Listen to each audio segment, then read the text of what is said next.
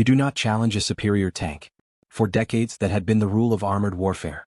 If your tank has thicker armor, a bigger gun, and longer range, you win. Simple, mathematical, brutal. And in 1943 and 1944, German tank crews believed that rule more than anyone because on paper the math was obvious. Their Panther tanks carried a high-velocity 75mm cannon capable of punching through Allied armor from over 2,000 meters.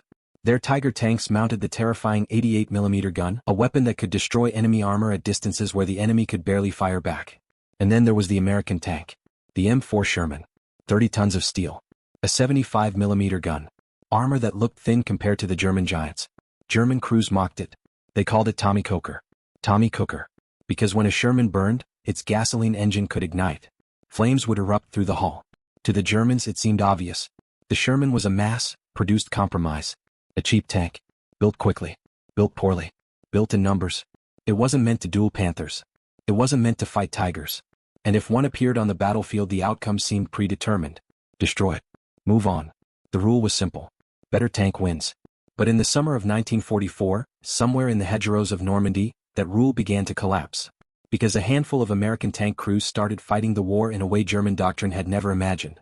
One of them was a 24-year-old Texan named Lafayette G. Poole. And within weeks, his Sherman would become one of the most feared tanks in Europe. The moment Germany realized the joke Sherman was unstoppable, had begun. Lafayette Poole was not supposed to become a legend. He grew up in Taft, Texas, the son of a working family during the Great Depression. Quiet. Serious. Competitive.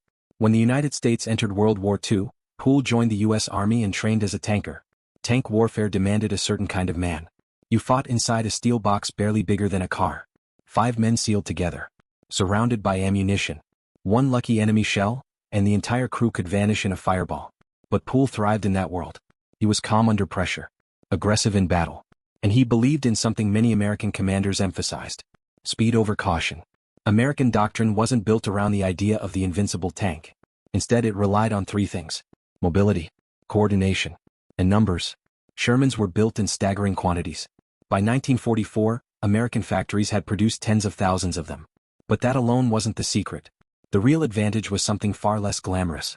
Reliability. A German Panther might break down after 150 kilometers. A Sherman could drive thousands. A Panther might sit immobilized waiting for parts. A Sherman could be repaired in hours. And when one Sherman fell, another rolled forward. To German commanders trained in the idea of perfect machines, the American philosophy seemed crude. Why build many mediocre tanks? Why not build fewer superior ones? In Normandy they would soon find out. Poole arrived in France shortly after D-Day. His tank was named In the Mood. And from the moment his unit entered combat in June 1944, something unusual began happening. Enemy tanks weren't destroying them. They were being destroyed instead. And the pace was accelerating. Faster. Deadlier. Until German tank crews began asking a terrifying question. How are these Shermans winning?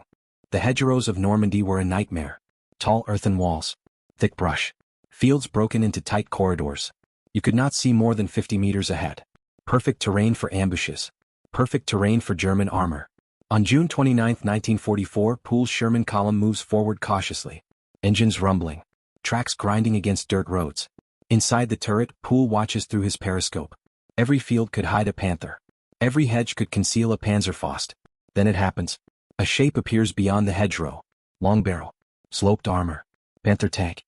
Distance. 1,200 yards. In a traditional duel, the Sherman loses this fight. The Panther gun outranges them. Its armor is thicker.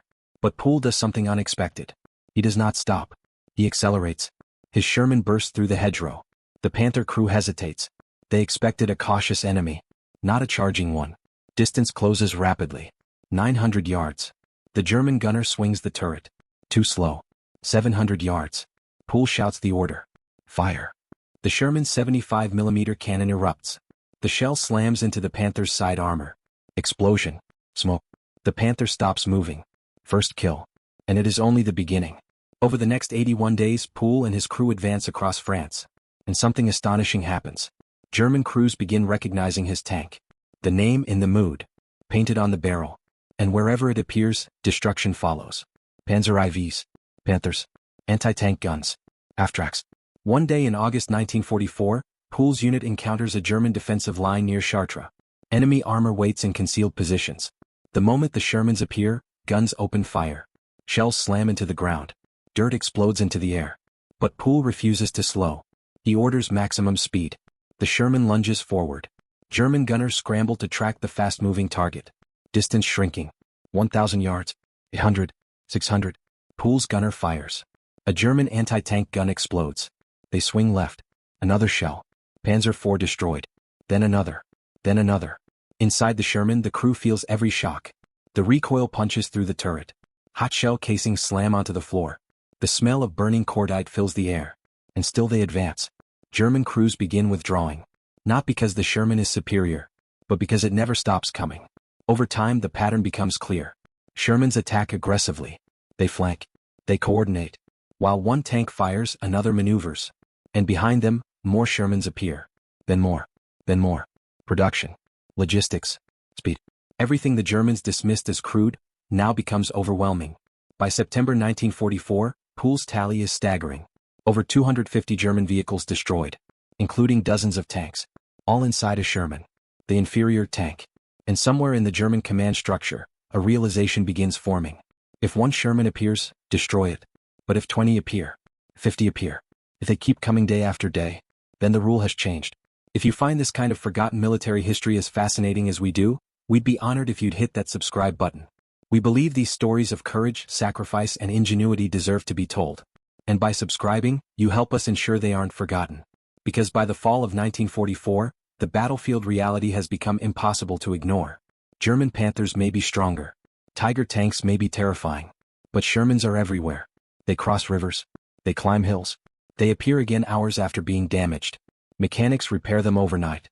Factories replace them in weeks. And crews like Poole's fight them with ruthless efficiency.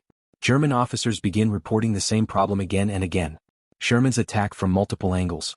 They never fight alone. And when one burns, two more arrive.